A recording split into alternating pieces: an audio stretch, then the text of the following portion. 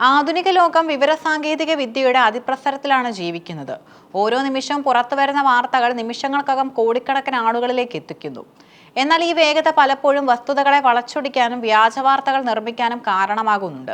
ഇതിന്റെ ഏറ്റവും പുതിയ ഉദാഹരണമാണ് ഏപ്രിൽ 4-ന് അമേരിക്കൻ പ്രസിഡന്റ് ഡൊണാൾഡ് ട്രംപിന്റെ ആരോഗ്യനിലയെക്കുറിച്ച് ലോകമെമ്പാടും പടർന്ന അഭ്യൂഹങ്ങൾ. വൈറ്റ് ഹൌസിൽ നിന്നുള്ള ഒരു സാധാരണ ഭരണപരമായ അറിയിപ്പിനെ തെറ്റായി വ്യാഖ്യാനിച്ചാണ് ഈ സംഭവവികാസങ്ങൾ തുടക്കമിട്ടത്. ഏപ്രിൽ 4-ന് രാവിലെ 11:08-ഓടെയാണ് വൈറ്റ് ഹൌസിൽ കമ്മ്യൂണിക്കേഷൻ വിഭാഗം പ്രസ് ലീഡ് പ്രഖ്യാപിച്ചത്. സാധാരണഗതിയിൽ വൈറ്റ് ഹൌസിലെ മാധ്യമപ്രവർത്തകർക്ക് നൽകുന്ന ഒരു സാങ്കേതിക അറിയിപ്പാണിത്. അന്നേ ദിവസം പ്രസിഡന്റിന് ഇനി പൊതുപരിപാടികളോ മാധ്യമങ്ങളുമായോ കൂടിക്കാഴ്ചകളോ ഷെഡ്യൂൾ ചെയ്തിട്ടില്ലെന്നും അതിനാൽ വാർത്താ കവറേജിനായി മാധ്യമപ്രവർത്തകർ കാത്തിരിക്കേണ്ടതില്ലെന്നും അർത്ഥമാക്കുന്ന ഒരു പദമാണിത്. എന്നാൽ സാധാരണ ദിവസങ്ങളെക്കാൾ നേരത്തെ ഇത്തരം ഒരു അറിയിപ്പ് വന്നത് സോഷ്യൽ മീഡിയയിൽ വലിയ ചർച്ചകൾക്ക് വഴി തുറന്നു. പ്രസിഡന്റ് ഡൊണാൾഡ് ട്രംപിന് എന്തോ സംഭവിച്ചുവെന്നും അദ്ദേഹം അന്തരിച്ചുവെന്നും അല്ലെങ്കിൽ അടിയന്തരമായി ആശുപത്രിയിലേക്ക് മാറ്റപ്പെട്ടുവെന്നോ ഉള്ള തരത്തിലുള്ള വാർത്തകൾ പ്രചരിക്കാൻ തുടങ്ങി. ലീഡ് എന്ന വാക്കിനെ ചിലർ ഗവമഞ്ചത്തിന്റെ മൂടിയുമായി തെറ്റായി ബന്ധിപ്പിച്ചത് ഈ വ്യാജ വാർത്തകളുടെ തീവ്രത വർദ്ധിപ്പിച്ചു. വാർത്താ ശകലങ്ങൾ ഉടൻ തന്നെ എക്സ്, ഫേസ്ബുക്ക്, ടെലിഗ്രാം ഗ്രൂപ്പുകൾ എന്നിവയിൽ വൈറലായി. ഇതിനാക്കം കൂട്ടാനായി ട്രംപിന്റെ പഴയകാലത്തെ ചില വാഹന വ്യൂഹങ്ങളുടെ വീഡിയോകൾ നിലവിൽ ഏതെന്ന വണ്ണം ചിലർ പ്രചരിപ്പിച്ചു. ട്രംപിനെ Walter read national military medical സെന്ററിലേക്ക് കൊണ്ടുപോകുന്ന ദൃശ്യങ്ങളാണിതെന്ന് പലരും വിശ്വസിച്ചു. കൃത്യമായ ഉറവിടങ്ങളില്ലാതെ തന്നെ ഈ ദൃശ്യങ്ങൾ ദശലക്ഷക്കണക്കിന് ആളുകളിലേക്ക് എത്തിക്കുകയും ആഗോളതലത്തിൽ തന്നെ പരിഭ്രാന്തി സൃഷ്ടിക്കുകയും ചെയ്തിട്ടുണ്ട്. ഡിജിറ്റൽ യുഗത്തിൽ വിവരങ്ങൾ പരിശോധിക്കാതെ പങ്കുവയ്ക്കുന്ന രീതി ഒരു ഭരണകൂടത്തിന് എത്രത്തോളം വെല്ലുവിളിയാകുമെന്ന് ഈ സംഭവം ഒരിക്കൽ കൂടി തെളിയിച്ചു. അമേരിക്കൻ പ്രസിഡന്റിനെ പോലെ ലോകശ്രദ്ധയുള്ള ഒരു വ്യക്തിയെക്കുറിച്ചുള്ള വാർത്തകൾ ആഗോള വിപണികളെയും രാഷ്ട്രീയ നയതന്ത്രങ്ങളെയും വരെ ബാധിക്കാൻ ശേഷിയുള്ളവയാണ്. അഭ്യൂഹങ്ങൾ ശക്തമായതോടെ വൈറ്റ് ഹൌസിലെ സ്ഥിരം മാധ്യമപ്രവർത്തകരും സുരക്ഷാ ഉദ്യോഗസ്ഥരും വസ്തുതകൾ പുറത്തുവിട്ടു. ട്രംപ് വൈറ്റ് ഹൌസിന് പുറത്തേക്ക് എങ്ങും പോയിട്ടില്ലെന്ന് സ്ഥിരീകരിക്കുന്ന ചില പ്രധാന സൂചനകൾ ഇവയാണ്. വൈറ്റ് ഹൌസിന്റെ വെസ്റ്റ് വിങ്ങിന് പുറത്ത് കാവൽ നിൽക്കുന്ന മറൈൻ സെൻട്രി അവിടെ തന്നെ ഉണ്ടായിരുന്നു. പ്രസിഡന്റ് വൈറ്റ് ഹൌസിനുള്ളിൽ ഉള്ളപ്പോൾ മാത്രമേ ഈ സെൻട്രി അവിടെ ഡ്യൂട്ടിയിൽ ഉണ്ടാകാറുള്ളൂ. ഇത് ട്രംപ് സുരക്ഷിതമായി അകത്തുണ്ടെന്നതിന്റെ വ്യക്തമായ സൂചനയായിരുന്നു. അഭ്യൂഹങ്ങൾ പടരുന്ന സമയത്ത് തന്നെ ട്രംപ് തന്റെ സോഷ്യൽ മീഡിയ പ്ലാറ്റ്ഫോമിൽ അന്താരാഷ്ട്ര വിഷയങ്ങളെക്കുറിച്ച് പോസ്റ്റുകൾ പങ്കുവയ്ക്കുന്നുണ്ടായിരുന്നു.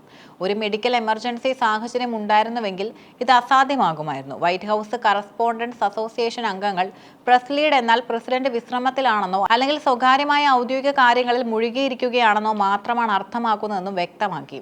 ഇതോടെ വ്യാജ വാർത്തകളുടെ മുന ഒടിഞ്ഞു.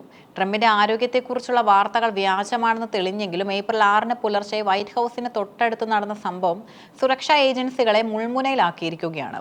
വൈറ്റ് ഹൌസിന് എതിർവശത്തുള്ള ലെഫയറ്റ് പാർക്കിൽ വെടിയൊച്ച കേട്ടതായാണ് റിപ്പോർട്ടുകൾ. ലോകത്തിലെ ഏറ്റവും സുരക്ഷിതമായ മേഖലയെന്ന് വിശേഷിപ്പിക്കപ്പെടാവുന്ന ഇടത്താണ് ഈ വെടിവെപ്പ് നടന്നത്. ഭാഗ്യവശാൽ ആർക്കും പരിക്കേറ്റില്ലെങ്കിലും വെടിയുതിർത്ത ശേഷം തോക്കുധാരി അപ്രതീക്ഷിതനായത് വലിയ സുരക്ഷാ വീഴ്ചയായി കാണപ്പെടുന്നു. സീക്രട്ട് സർവീസും വാഷിംഗ്ടൺ DC പോലും സംയുക്തമായി ലെഫയറ്റ് പാർക്കും പരിസര പ്രദേശങ്ങളും അടച്ചുപൂട്ടി പരിശോധന നടത്തി.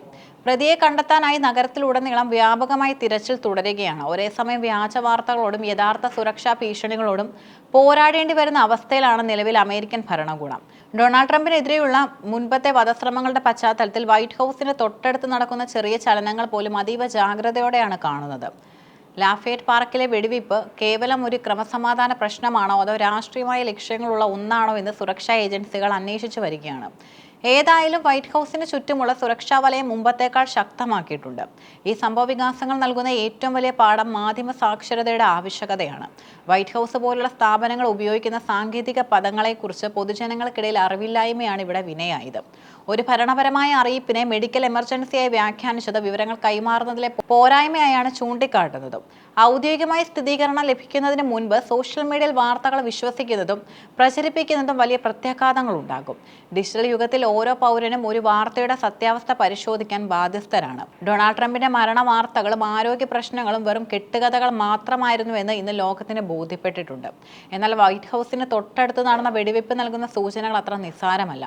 ഭരണകൂടത്തിന്റെ കരുത്തും സുരക്ഷാ സംവിധാനങ്ങളുടെ കാര്യക്ഷമതയും പരീക്ഷിക്കപ്പെടുന്ന ഒരു കാലഘട്ടത്തിലൂടെയാണ് അമേരിക്ക കടന്നുപോകുന്നത്. വ്യാജ വാർത്തകളുടെ പുകമറയ്ക്കുള്ളിൽ ഒളിഞ്ഞിരിക്കുന്ന യഥാർത്ഥ ഭീഷണികളെ തിരിച്ചറിയുകയും നേരിടുകയും ചെയ്യുക എന്നത് സുരക്ഷാ ഏജൻസികൾക്ക് മുന്നിലുള്ള പ്രധാന വെല്ലുവിളിയാണ്. വരാനിരിക്കുന്ന ദിവസങ്ങളിൽ കൂടുതൽ സുരക്ഷ കർശനമാക്കാനാണ് വൈറ്റ് ഹൌസിന്റെ തീരുമാനം.